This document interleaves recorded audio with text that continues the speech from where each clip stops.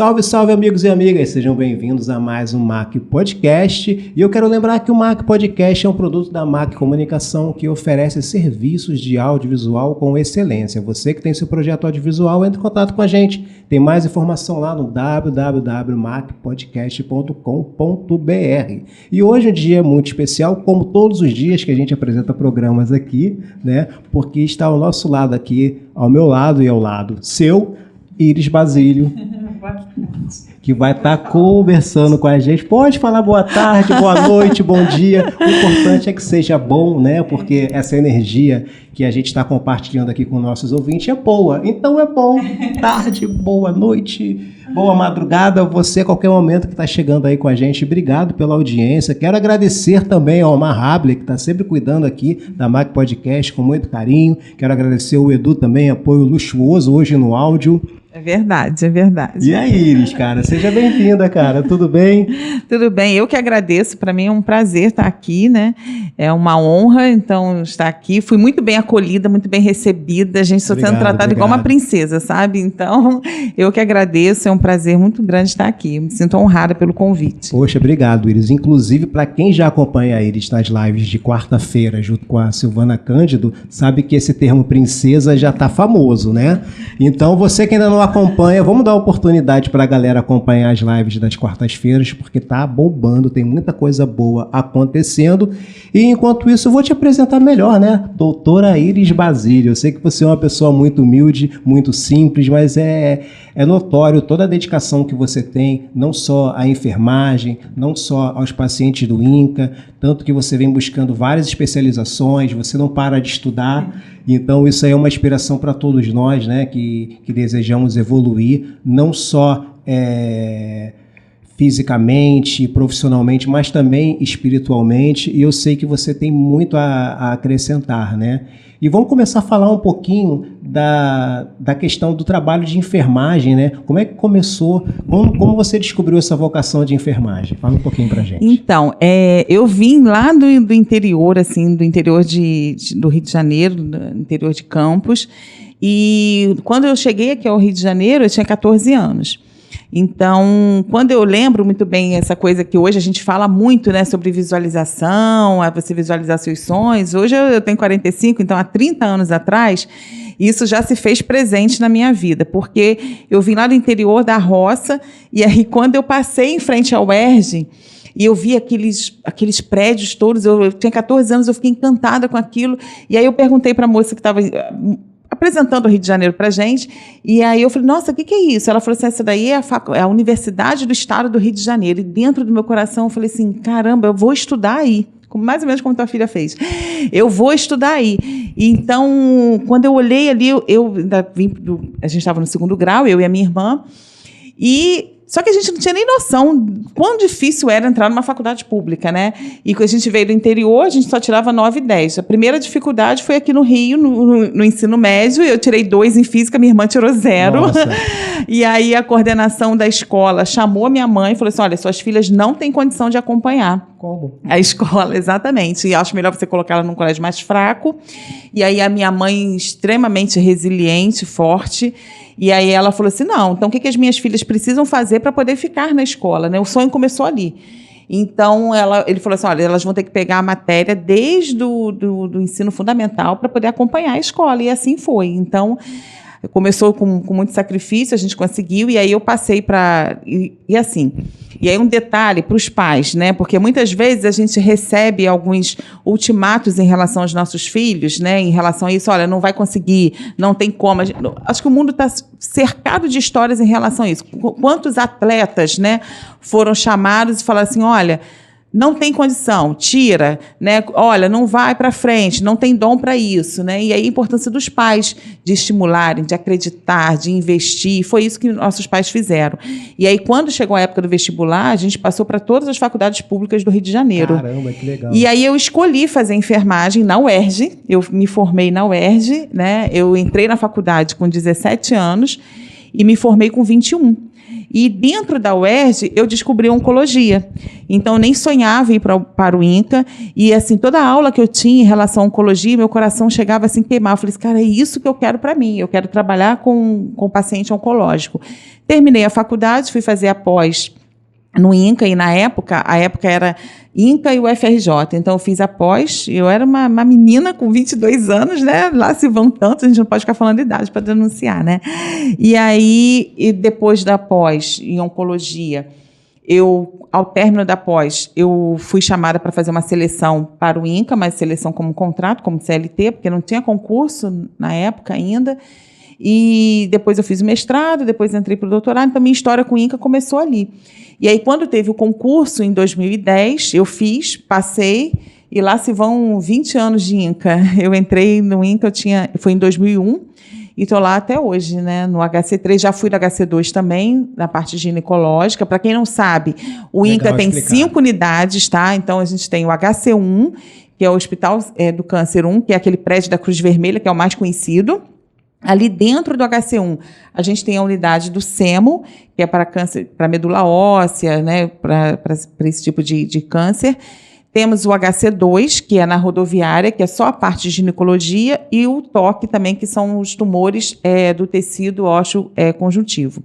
Existe o HC3, que é a unidade que eu trabalho, que é só para câncer de mama, e o HC4, que também funciona em Vila Isabel, e as pessoas confundem muito HC3 com HC4. HC4 é para aqueles pacientes que já esgotaram essas possibilidades de tratamento curativo e estão em tratamento paliativo. E aí é importante falar, Cláudia, que o HC4 não é... Muita gente fala assim, eu vou para HC4, então é porque a morte já está iminente, então eu vou para lá para morrer. Então, HC4, a filosofia do HC4 não é essa. A filosofia dos cuidados paliativos é você dar uma qualidade de vida à vida que esse paciente tem. Então, assim, são as estratégias para você viver esse momento. Você não tem possibilidade de cura, mas existe uma alma, um espírito que precisa ser cuidado, que precisa ser transformado, e existe um corpo que precisa de um cuidado paliativo, no alívio da dor, né, ainda ter qualidade de vida esses dias que ele tem. Então, essa é a filosofia, e para isso a gente tem um hospital inteiro só para isso, que é o HC4, que é para cuidado paliativo. Cara, além de agradecer essa informação, né, esse serviço de utilidade pública, eu vou aproveitar também para mandar um alô para um amigo nosso, o Eduardo Sutini. Ele tem uma licença do INCA para justamente cuidar de pacientes terminais, né, na Casa de Francisco, que fica na região próxima à Barra da Tijuca. É um trabalho voluntário, é um trabalho lindo, muito legal, e através dele, né, desse amor por essas pessoas que precisam tanto ser amadas, como todos nós, né, mas às vezes quando a pessoa tem uma doença mais crítica, né, às vezes acontece uma não compreensão. E ele trabalha, como você, ajudando as pessoas a compreenderem aquele momento e, mesmo que de forma paliativa, né, encontrar a melhor forma de conduzir os seus dias. Então, Eduardo Sutini, beijo pra você, meu irmão, cara. Te amo muito, velho. Então, falando ainda da Iris, outra coisa que você falou que me chamou muito a atenção foi o papel da sua mãe, né, a dica que você está dando da importância dos pais acreditarem, né? E mesmo com todo esse trabalho que você faz, com essa 1000 atividades, né? Pensando muito no próximo, você também é uma mãe muito dedicada, né, cara? E eu queria falar um pouco dos desafios da maternidade, se você puder falar de coisas que você passou, porque eu tenho acompanhado você nas redes sociais e você tem histórias lindas, tocantes, que com certeza vão motivar as pessoas a acreditarem e seguirem em frente. Com relação à maternidade, você tem alguma história para dividir com a gente? Tenho várias, gente. A gente vai ficar aqui horas e horas e horas, né? Então, eu costumo dizer que nós temos 3 filhas, né? Nós temos a Isadora, nós temos a Isabelle, nós temos a Sofia, né? Que é nossa também. Então, a Isabelle, a Isabelle é mais velha, 17 anos. Então, aconteceu uma história dentro do INCA. Como é que pode? Assim, é o lugar que eu amo. Eu falo assim, gente, é um privilégio você fazer o que você ama e você ainda receber por isso. Então, mas ali dentro do INCA, há 17 anos, eu tive uma experiência que foi muito assim, traumática em relação... Eu estava grávida da Isabelle E uma paciente, ela teve um surto de madrugada. Na época eu era enfermeira plantonista e eu era da noite. Eu estudava de dia, eu sempre gostei muito de estudar. Então, fazia cursos, eu dava aula também de dia e à noite eu trabalhava no INCA. E aí uma paciente, ela surtou.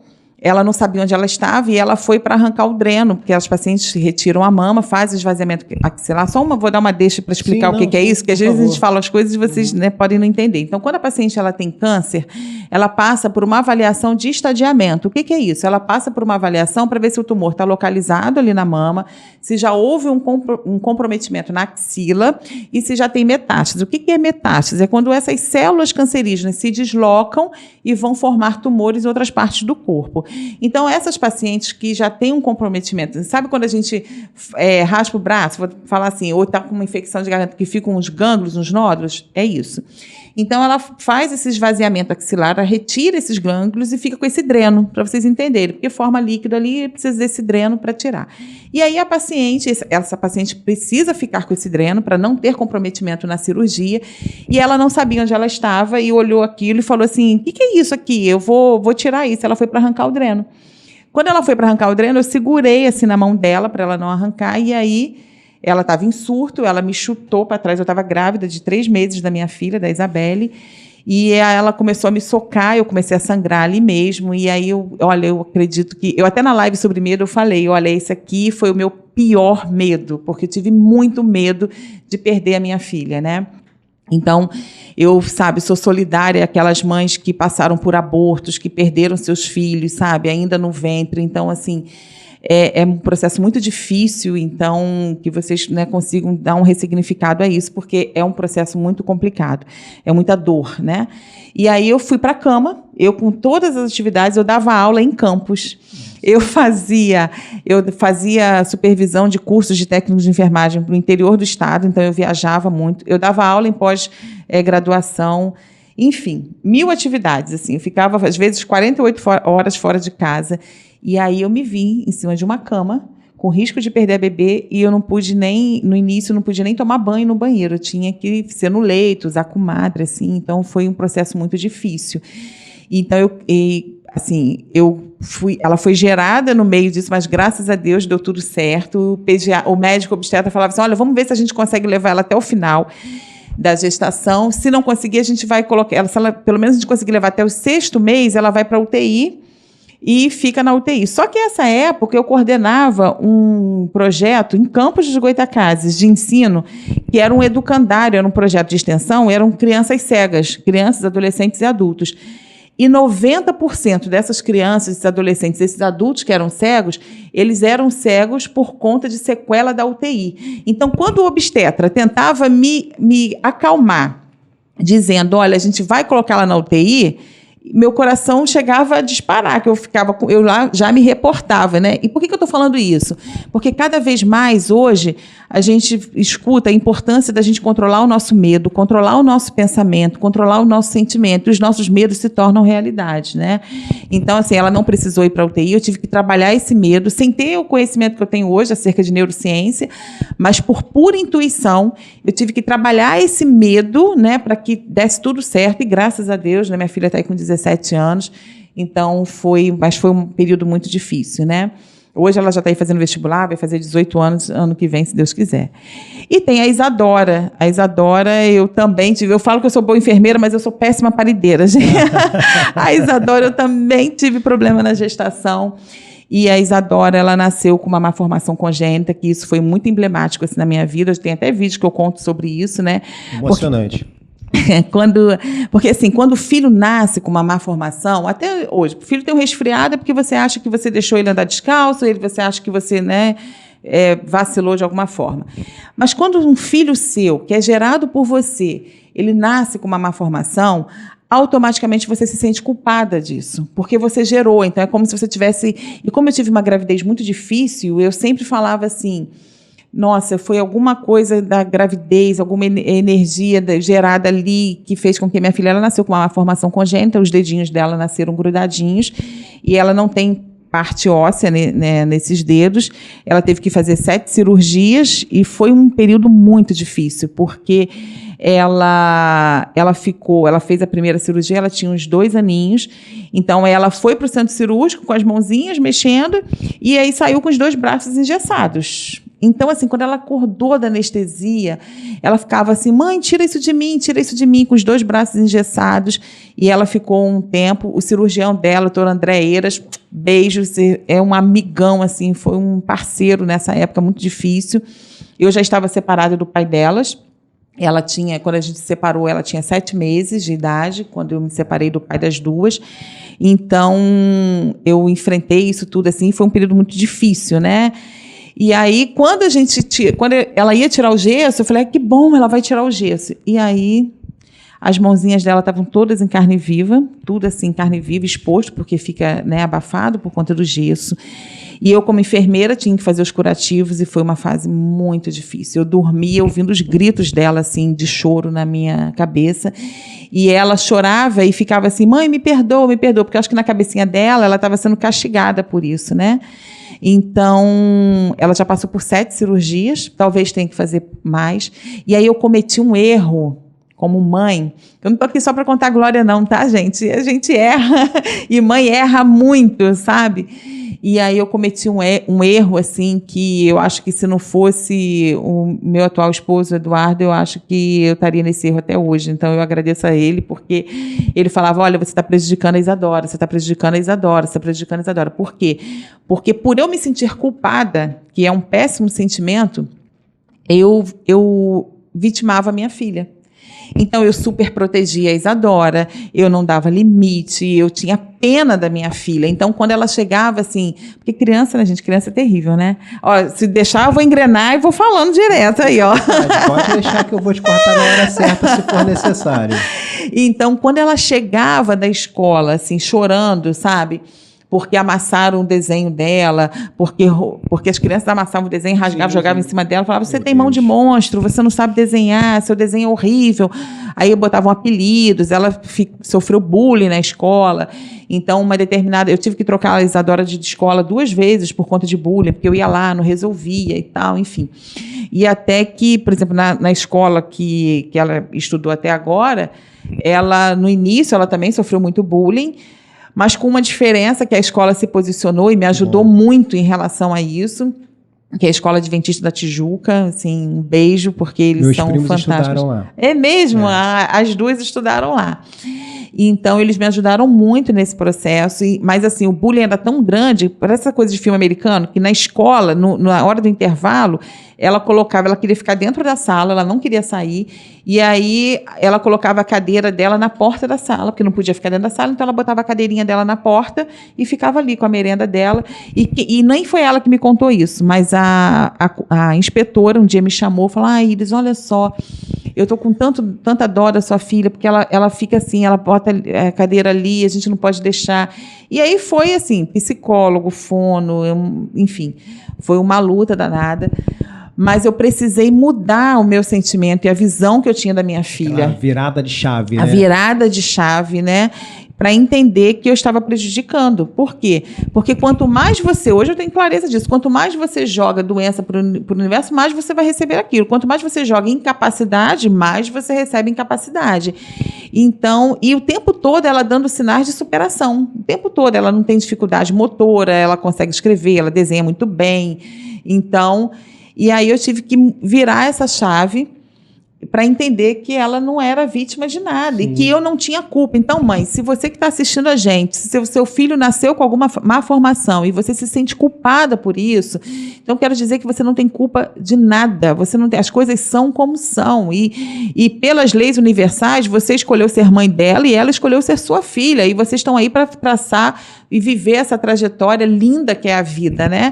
E a vida é feita de superação. Então, só pessoas especiais conseguem ter superação, conseguem ser resilientes. Então, e aí eu comecei, um detalhe assim, que foi também muito marcante, existe um trabalho de pesquisa com as mães que perderam seus filhos no INCA.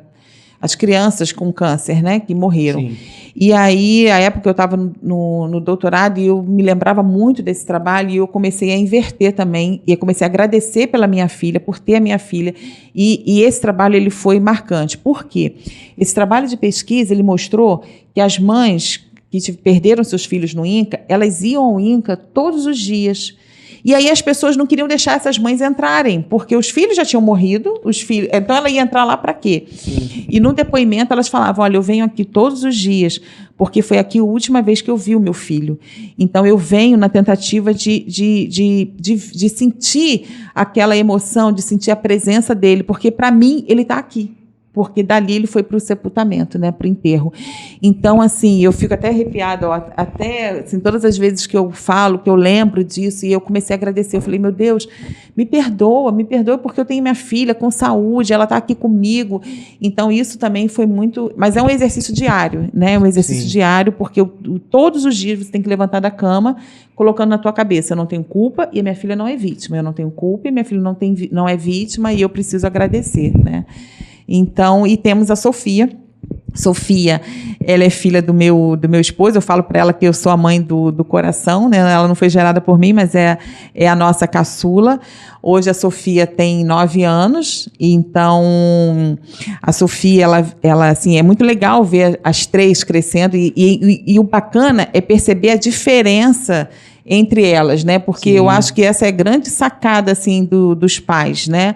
Então a Sofia, ela é mais delicada, agora ela e legal a gente vinha conversando e a gente falando sobre presente, essas coisas, e a Sofia sempre gostou de coisa colorida e falou, olha, amor, agora a Sofia não está mais nessa, a Sofia agora quer tons pastéis, né?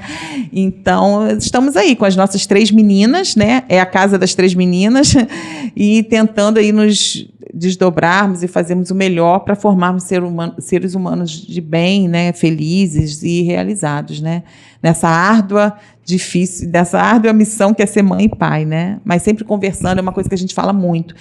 Então, assim, eu acho que a internet, o celular, as redes, elas têm as suas vantagens, né, se não fosse isso, hoje a gente não estava aqui, né. Verdade. A gente não estaria aqui. Só que ela tem um perigo também, e muitas vezes a gente chega cansado do trabalho. Eu estava falando com o Cláudio, falando com você antes, sim. Olha, eu trabalho em 2 lugares e tal, não sei o quê, à noite em um, de dia no outro. Então é difícil você, é mãe que trabalha, pai que trabalha, chegar de uma jornada de trabalho e sentar com teu filho para conversar. É mais fácil você pegar o celular e, vai lá jogar, vai lá brincar, vai lá não sei o quê. Mas, assim, nós estamos perdendo os nossos filhos, né, se a gente não mudar essa perspectiva, não mudar essa... Então, assim, do mesmo jeito que é fácil para a gente não sabe o que eles estão recebendo. Tanto neurologicamente, o efeito daquilo ali, né, no cérebro dessas crianças, né, como também na personalidade, nos medos. Por exemplo, a Isadora, ela começou a apresentar um comportamento de pensamento acelerado, de medo. Eu cortei o celular, eu falei, você não vai usar celular, você só vai usar celular final de semana. Ela estava estudando ainda. Impressionante, Cláudio, tudo aquilo passou.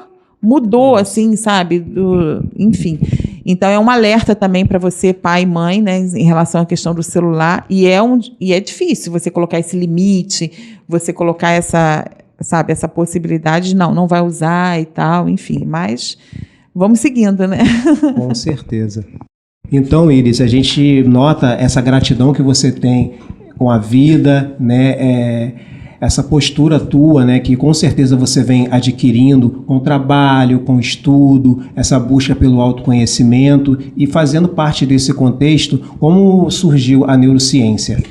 Então, eu fiz até um vídeo que eu falei um pouquinho sobre isso. Assim, em 2010, eu vivia o auge da minha vida profissional, eu tinha só a Isabelle, porque a Isadora nasceu em 2012. Então, assim, eu tenho que fazer essa retrospectiva para entender o que chegou, por que isso agora, né? Então, em 2010, eu estava entrando para o doutorado, estava entrando no INCA, que era um sonho lá desde os meus 17, 18 anos. Então, dei entrevista na Ana Maria Braga sobre lavagem das mãos. Na época, eu trabalhava no Pedro Ernesto, ali na UERJ, que eu amava, né? Eu era concursada.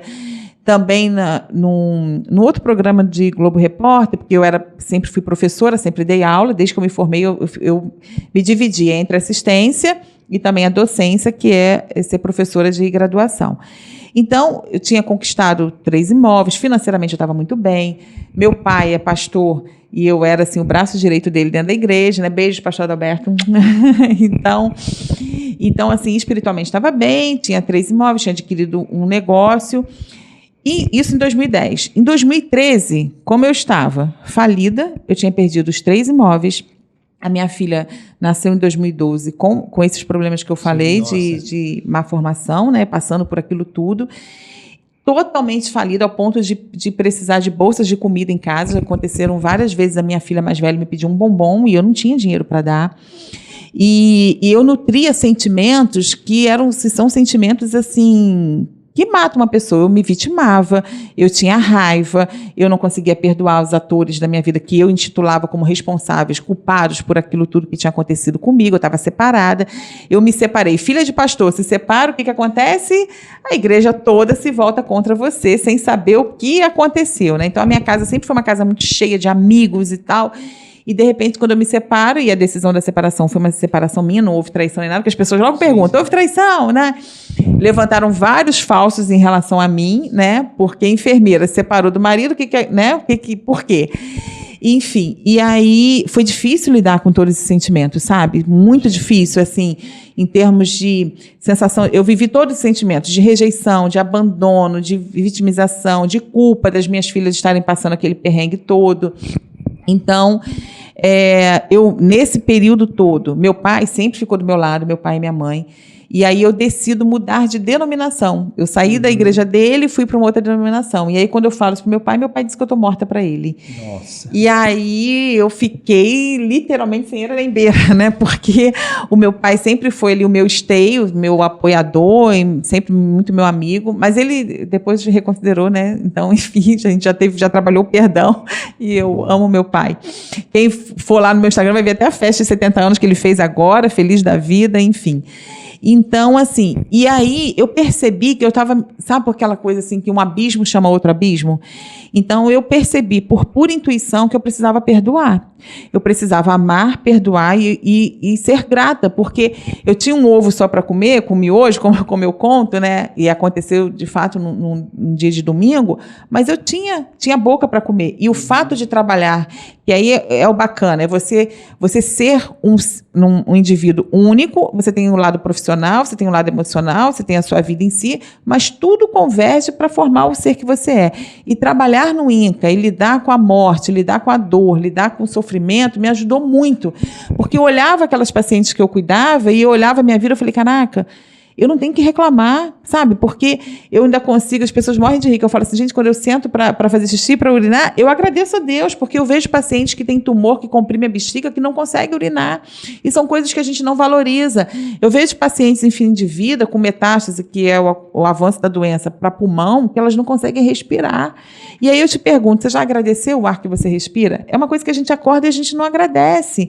Então eu comecei, e aí eu comecei a pedir a Deus, eu acordava, falava assim, pai, e era bem assim mesmo, eu acordava e falava, pai, no dia de hoje eu quero amar, quero perdoar e eu quero te agradecer por tudo, porque eu tenho um teto, porque eu não estou na rua, porque eu tenho minhas filhas, por tudo, por tudo. E assim foi, e foi um processo difícil. Mas esse processo me ajudou. Em 2022, como que eu estava? Em 2022, eu estava com a minha alma gêmea, casada de novo, com o homem da minha vida, Eduardo Amaro, vivendo um lar de muita alegria, que era sempre o que eu pedia, né? Então, assim, com as minhas filhas com saúde, felizes, alegres, profissionalmente bem, assim, trabalhando onde eu queria estar. E quando eu perdi tudo, eu ficava com aquela coisa assim, sabe? Ai, de querer ter... Eu vivia um conflito, de querer ter uma casa, conseguir comprar um outro imóvel ou não. E o Eduardo sempre me falando, você tem que comprar uma coisa que seja sua, você tem que comprar... E aí eu comecei, ao invés de eu ficar vendo jornal, que só dá desgraça, sabe? Só dá estupro, só dá roubo, só dá assalto, que isso leva a gente a ter medo, eu comecei a assistir programas de decoração. Então eu ficava ali vendo aquilo tudo, aqueles programas de reforma, e eu ficava visualizando. Minha esposa. Isso aí. Eu amo até hoje. E eu ficava visualizando aquilo tudo, ficava visualizando e tal. E em 2022, que a gente pode contar depois, né? Porque você está perguntando como foi para a neurociência, então só para fazer o gatilho, eu estou resumindo a história. E em 2022, a gente tinha conseguido comprar a casa que eu sonhava, com detalhes que eu visualizava, perto do INCA, eu vou a pé, eu tenho o privilégio de almoçar na minha casa todos os dias, que era exatamente... e detalhes, assim, que eu visualizava uma casa, que eu sempre gostei de casa no alto, porque eu gosto de paisagem e tal, a casa é no alto. Então, assim, do jeito que eu sonhava, o lustre que eu via é o lustre que eu tenho na minha casa, que, sabe? Assim, o tipo de torneira... Então, se você tem enchido a sua mente com jornal que só mostra estupro, violência, assalto, muda, sabe? Vira a chave, vai ver outra coisa que vem alimentar a sua alma, que vem fazer você sonhar. E eu voltei a sonhar.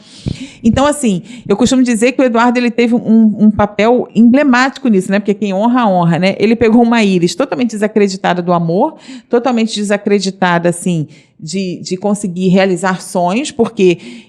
Em 2010, sabe aquela sensação que eu vivi, assim, que você chega assim, caraca, eu dei certo na vida, vim da roça, mas consegui tudo que eu queria. E, de repente, teu mundo desmorona e você fica sem nada, aí você se pergunta, vale a pena sonhar?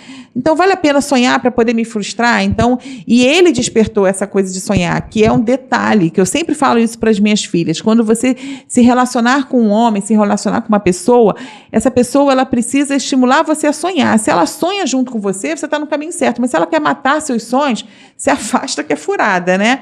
Então, eu te cortei, né? Não, boa dica. Boa dica, gostou, né? Então é isso, meninas que estiverem assistindo, colar com alguém que queira matar seus sonhos, matar sua estrela, sai fora correndo, tá? Não importa se é um galã de televisão, né? O importante é você estar com pessoas que estimulem você a sonhar, que transformem você num ser humano melhor, te ajude nesse processo de transformação.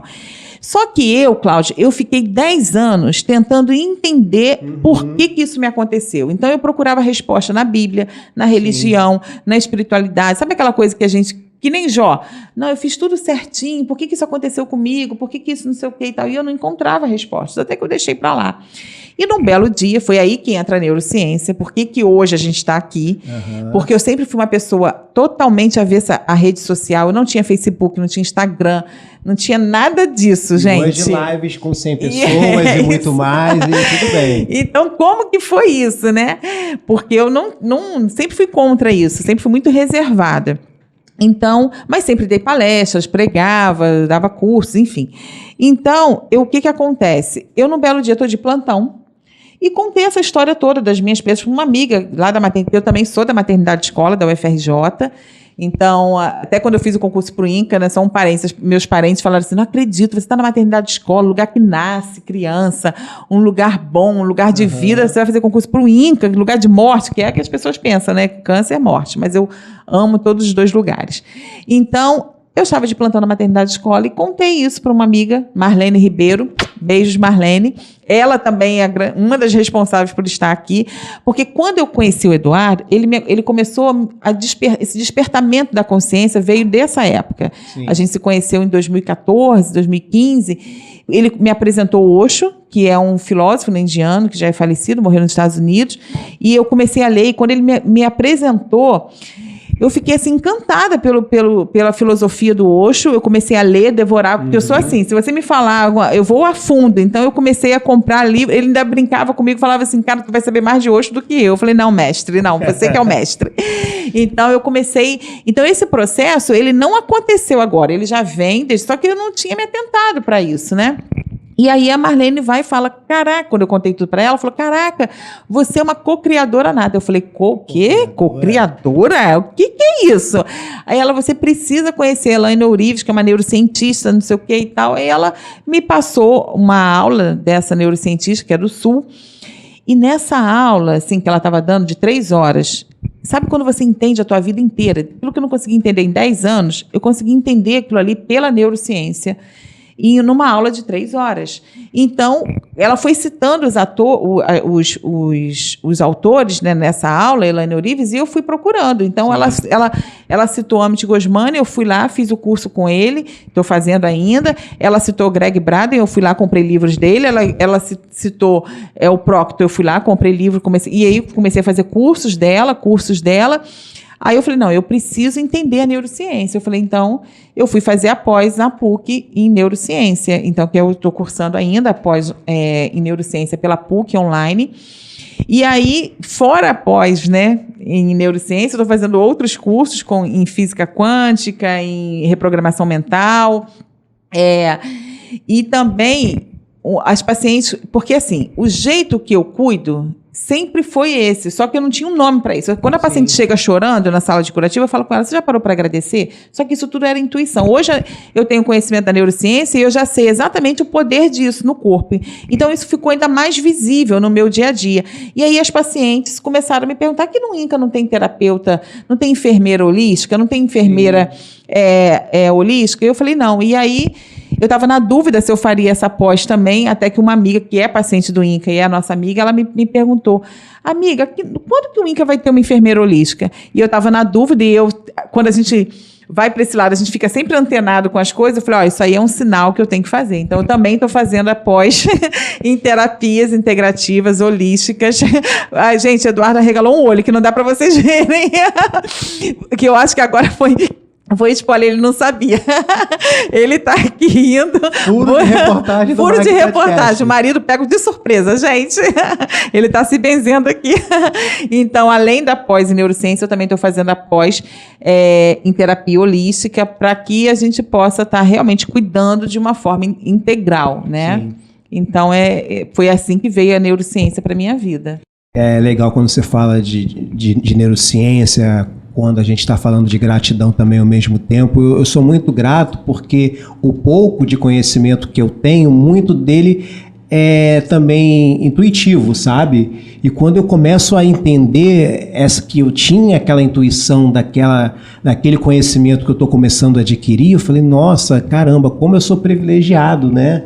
Então, por isso que eu me interessei muito em chamar você, né? No podcast anterior, eu chamei também a Silvana Cândido, que é uma parceira do projeto Ressignificar, né? Depois eu quero que você conte como surgiu a parceria, mas eu não quero que a gente fale disso agora não, porque daqui a pouco a gente está terminando o programa, mas antes de terminar essa edição, eu queria falar do projeto Ressignificar e do workshop.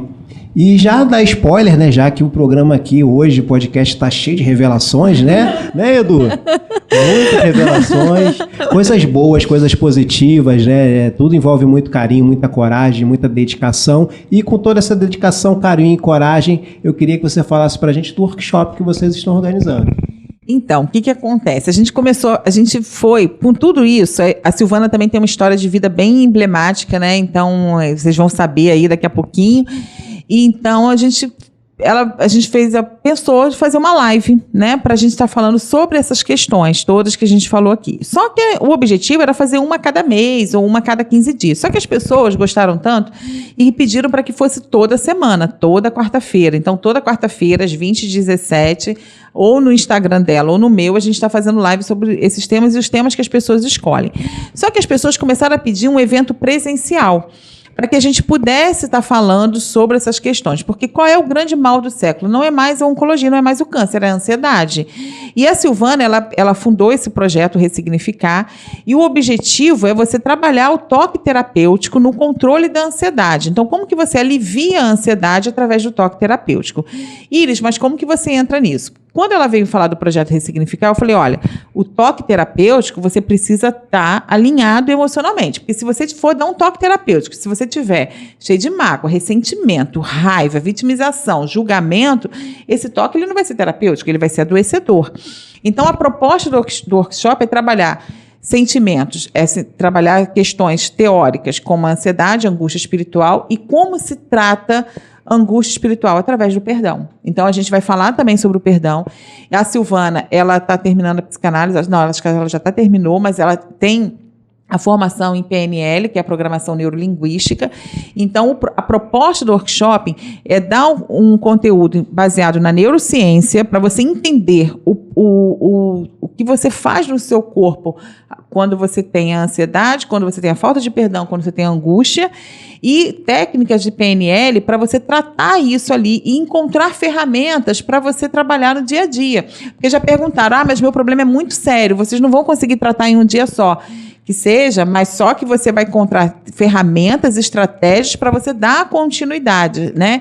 Primeira coisa, a pessoa tem que querer. A pessoa tem que querer saber, porque às vezes a gente tem aquela ansiedade, aquela angústia, aquela raiva, aquela mágoa, né? E você fica alimentando, isso te faz bem. Então, o workshop não é para você. O workshop é para aquelas pessoas que querem mudar de vida. É para aquelas pessoas que começaram que até 2022 chegaram aqui com angústia, com não realização de sonhos, porque a pessoa ansiosa, com angústia e com mágoa, ela não realiza sonhos. Ela nunca vai ter. A neurociência mostra e é incompatível com as leis universais. A pessoa que tem mágoa, a pessoa que tem ressentimento, ela não consegue criar sonhos, ela não consegue realizar sonhos. Ela não consegue ter uma vida abundante, uma vida próspera. Aí eles é de dinheiro, você está falando? O que é uma vida abundante? É você ter paz, você ter bons relacionamentos, é você ter alegria no seu dia a dia. É você ser uma pessoa próspera também financeiramente, né? Então, o workshop é para essas pessoas que querem mudar de vida, que querem começar 2023 deixando toda a mágoa para trás, entendendo quais são essas técnicas. A gente vai ter também aromaterapia lá, que já está comprovado o efeito no organismo, né? Vamos ter técnicas, a gente vai ter uma técnica específica para trabalhar o perdão, vamos trabalhar com musicoterapia. Então, são coisas que não dá para você fazer pela internet. A gente precisa ser a toque terapêutico, então a gente vai precisar ter esse momento. A gente está com essa proposta de ficar com esse grupo por 6 meses. A gente vai acompanhar esse grupo até julho. Quem for ao workshop, a gente vai acompanhar esse grupo até julho do ano que vem. Por quê? Porque justamente por entender que muitas situações não vão se resolver naquele dia, a gente quer acompanhar. Então, a gente tem esse grupo. Então, a proposta do workshop é essa, né? Vai ser no dia 21 de janeiro, é das 10 até as 18 horas. Então, a gente vai ter toda essa gama de atividades na perspectiva de quê? De fazer com que você entre em 2023 mudando de vida, dando um ressignificado à sua vida. Nossa, eu já estou muito afim de participar, já falei com a Silvana, eu vou participar. E assim, eu sempre tive essa questão de saber que meu cérebro, de vez em quando, ele tinha vontade própria, sabe? Eu percebia que, às vezes, ele parava em certos pensamentos, e eu comecei a perceber que tinha pensamentos que não eram tão bons.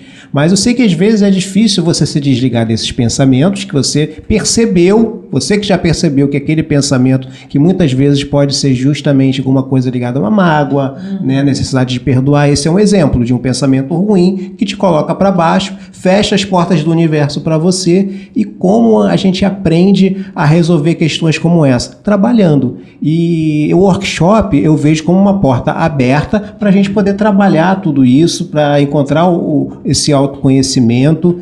E por isso que eu me propus a participar de todas as formas possíveis. Estou vendo aqui de que forma eu posso ajudar. E eu fico imaginando também que um trabalho tão sério, tão dedicado, né, que está sendo preparado há tanto tempo, isso deve ser também uma coisa assim, muito cara, né? Isso deve custar tipo uns R$1.500, R$2.000, porque uma consulta em um especialista, vamos botar que seja no psicólogo, é algo muito caro. Muita gente já identificou problemas, mas tem medo de caminhar para resolver aquele problema que gostaria porque acha caro. Mas às vezes ele foi só num lugar, às vezes ele não tem nem tanto, ele tem mais medo, né, do que reconhecimento de que existem oportunidades. Então eu queria que você falasse também dessa oportunidade, porque eu já sei os valores aqui, eu já sei que as pessoas têm desconto em um monte de coisa e é muito incrível. É muito acessível. Então, o pagamento, né, tá lá na bio pelo Simpla, então parcelo. Gente, eu vou te cortar. A gente vai deixar isso no link aqui para facilitar a sua vida. Você vai clicar no link e já vai cair direto lá e ter as informações. Olha, vou tirar pela minha filha. Uma consulta com a psicóloga dela, eu pago uma consulta R$250. Isso assim, né, tem com desconto, tá? Então, outras 350, por exemplo, o atendimento de uma terapeuta, 350, enfim. O evento, se você fizer até o dia 7, né? Dia 7, porque são muitas informações, só R$200. Gente, e aí eu acho importante dizer isso, porque às vezes as pessoas pensam assim, querem lucro, querem isso. Não, eu e Silvana, a gente tem o nosso trabalho, nós somos funcionárias, né, públicos, só que a gente não tem como tirar do bolso, porque a gente entendeu que é essa a nossa missão, a gente entendeu a transformação do indivíduo né, através das técnicas corretas, porque a gente viveu isso e vive isso no nosso dia a dia.